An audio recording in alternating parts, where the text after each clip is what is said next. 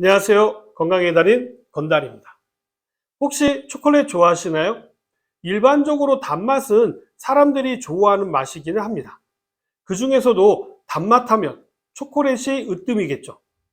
마음이 심란할 때 달콤한 맛을 통해 자기만의 휴식을 만드는 마법과도 같은 존재가 바로 초콜릿인데요. 특히 어린아이들은 대부분 초콜릿을 좋아하는 편이죠. 그럼 본격적으로 초콜릿에 대해서 말씀드리도록 하겠습니다.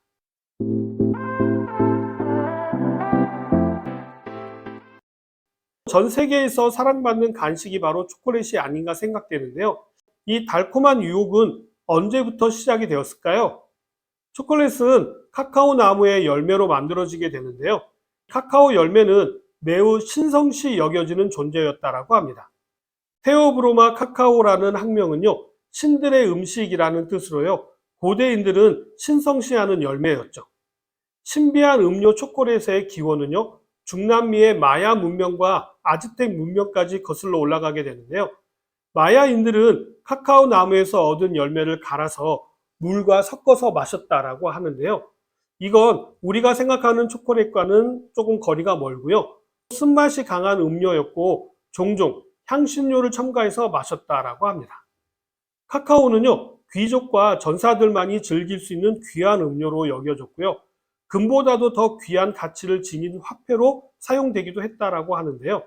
아즈텍의 황제 몬테수마 2세는요, 초콜릿을 정력제와 건강음료로 여겨서 하루에 수십 잔을 마셨다라고 합니다.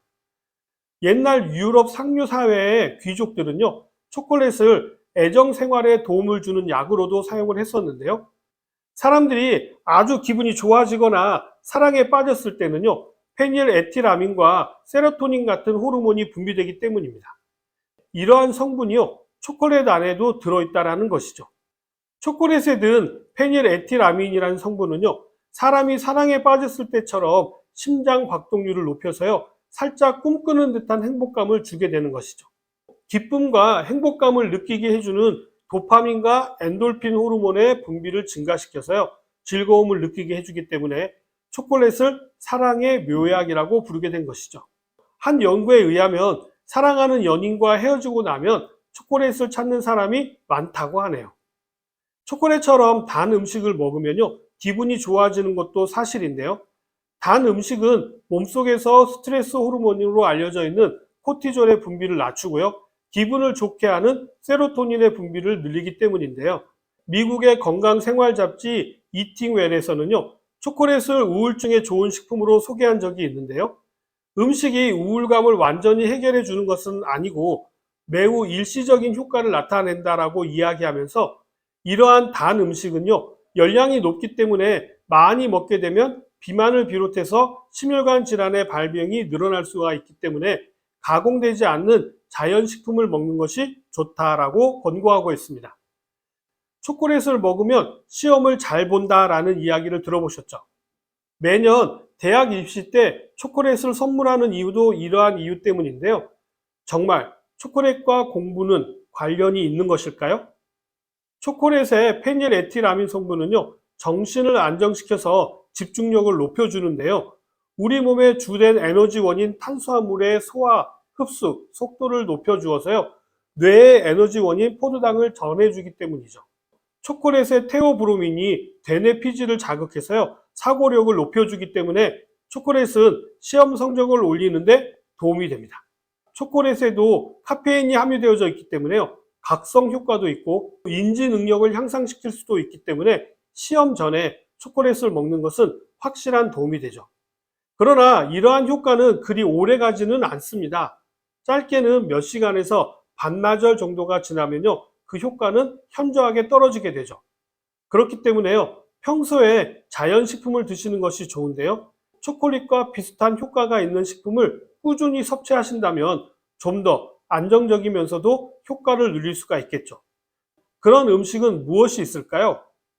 우울감 완화에 도움이 되는 대표적인 영양소는 바로 단백질입니다. 단백질을 이루는 아미노산 중에서 트립토판이라고 하는 아미노산은요, 우리 몸속에서 행복 호르몬인 세로토닌을 만드는 원료가 되기 때문인데요. 이 트립토판이 풍부한 식품이 단백질을 많이 함유하고 있는 육류식품이라든지 콩을 비롯해서 바나나에도 많이 함유되어져 있습니다. 트립토판은 해산물에도 함유되어져 있는데요. 굴이라든지 새우, 게에도 함유되어져 있습니다. 그래서 이러한 해산물을 넣은 음식을 드시게 되면요, 행복감에 젖게 되는 것이죠. 물론 기호에 맞지 않아서 싫어하시는 분들에게는 해당되지 않지만요.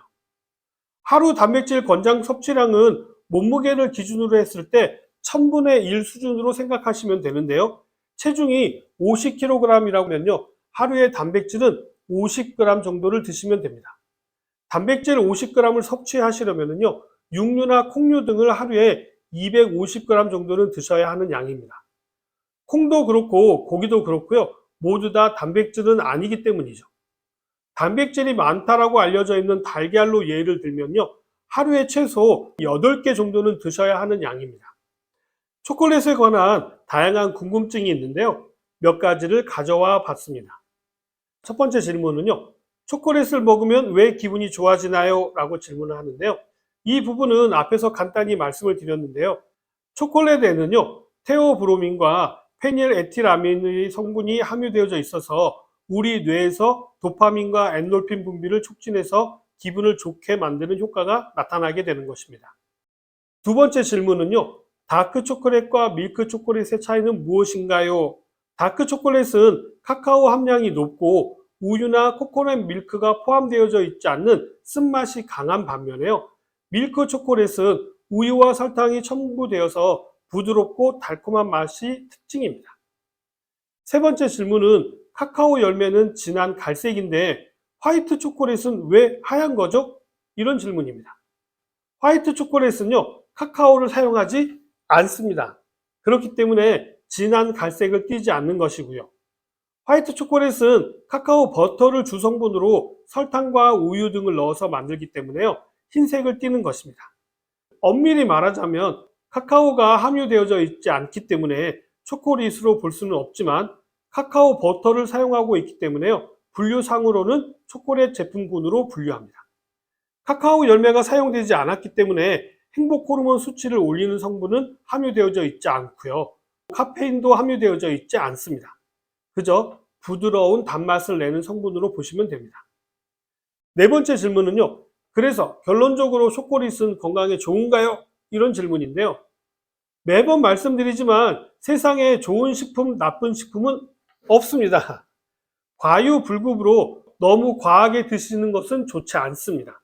다크 초콜릿의 경우에는요, 항산화 기능이 뛰어난 다양한 폴리페놀 성분이 함유되어져 있기 때문에요, 적당히 드시게 되면 행복감과 적절한 각성 효과를 누릴 수가 있습니다.